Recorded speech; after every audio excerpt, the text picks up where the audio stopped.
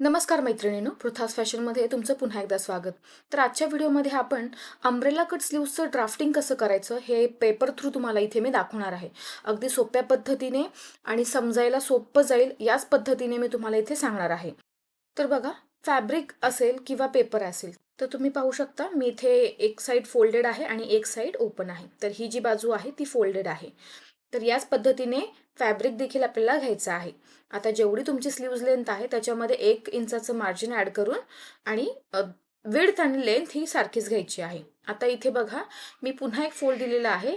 तर या पद्धतीने हे आपले 4 फोल्ड जे आहेत ते इथे येतात आणि इकडे या पद्धतीने असे 2 फोल्ड आणि इथे हे तर पूर्णच बंद बाजू आहे.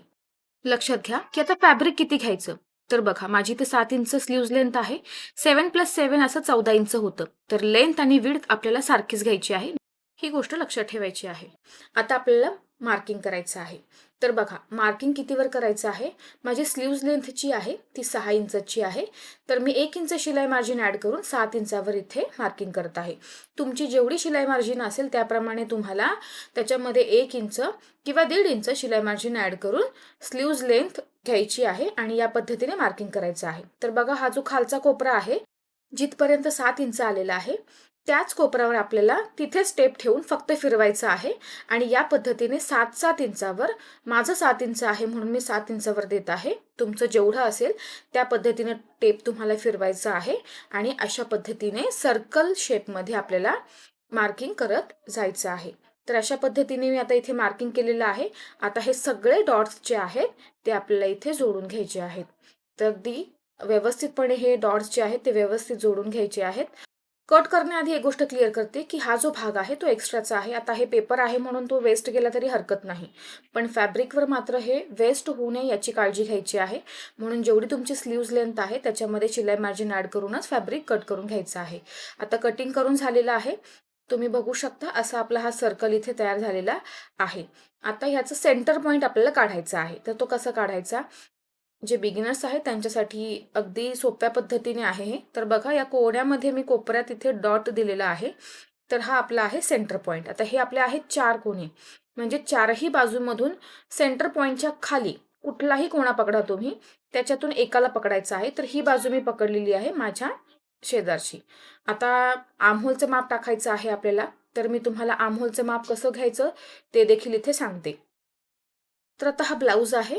तुम्ही बघू शकता इथून इथपर्यंत आपल्याला हे आर्महोलचं माप घ्यायचं आहे. दोन्ही बाजूनी आपलं सारखंच आलं पाहिजे, म्हणजे मिळून जे काही येईल ते आपलं आर्महोल राऊंड असेल. तर बघा, वरच्या दिशेला आपलं या पद्धतीने टेप ठेवून इथे आर्महोलचं माप घ्यायचं आहे. माझं 8 इंच आलं. या जोडपर्यंत मोजायचं आहे. आता माझं आलं 8 इंच, म्हणजे 8+8 होतात 16 इंच. तर 16 इंचाचा माझा इथे आर्महोल राऊंड आहे. तर या 16 इंचाला 4 ने आपल्याला डिव्हाइड करायचं आहे. तुमचं जेवढंही आर्महोल राऊंड असेल, जेवढा मुंढा असेल संपूर्ण लक्षात घ्या, तर त्याला 4 ने डिव्हाइड करायचं आहे. तर माझं इथे येतं 4 इंच.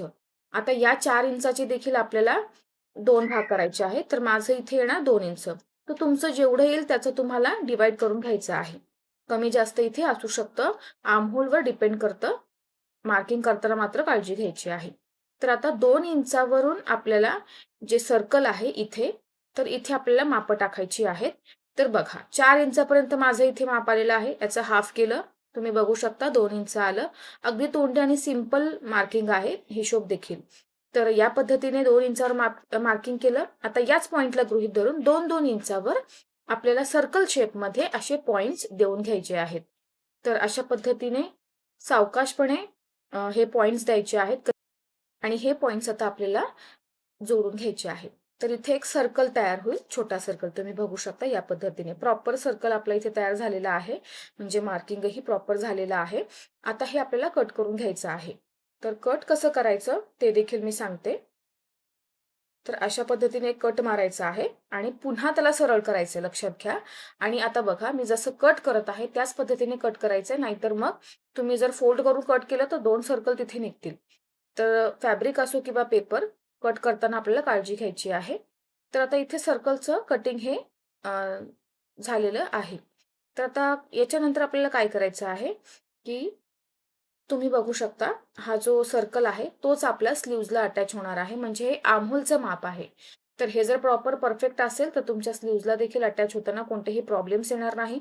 ते कमी असेल तरी प्रॉब्लेम होईल स्लीव्हज अटॅच करताना आणि जास्त असेल तरीही प्रॉब्लेम होईल. तर ते प्रॉपरच मार्किंग असलं पाहिजे. तर अशा पद्धतीने आज आपण अंब्रेला स्लीव्हजचं ड्राफ्टिंग बघितलं. तुम्हाला हा व्हिडिओ कसा वाटला मला नक्की सांगा. या व्यतिरिक्त तुम्हाला जर काही डाउट्स असतील तर मला नक्की कमेंट्स बॉक्समध्ये लिहा. मी नक्की त्याच्यावर व्हिडिओ बनवण्याचा प्रयत्न करेन. भेटूयात पुढच्या व्हिडिओमध्ये. तोपर्यंत धन्यवाद.